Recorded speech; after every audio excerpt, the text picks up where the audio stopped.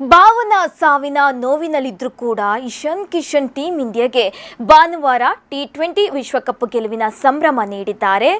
ಫೈನಲ್ಗೆ 2 ದಿನ ಬಾಕಿ ಇದ್ದಾಗ ಕಿಶನ್ ಅವರ ಭಾವ ಕಾರು ಅಪಘಾತದಲ್ಲಿ ದುರಂತಕ್ಕೆ ಸಾವಿಗೀಡಾಗಿದ್ರು.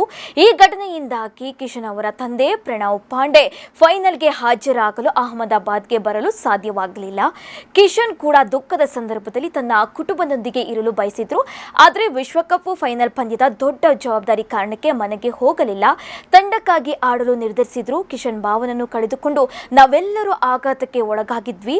ಇಶಾನ್ ನಮ್ಮನ್ನು ಭೇಟಿ ಮಾಡಲು ಬಯಸಿದ್ರು. ಆದರೆ ಫೈನಲ್ ಪಂದ್ಯದ ಕಾರಣ ಅವರು ಹಿಂತಿರುಗಲು ಸಾಧ್ಯವಾಗಲಿಲ್ಲ.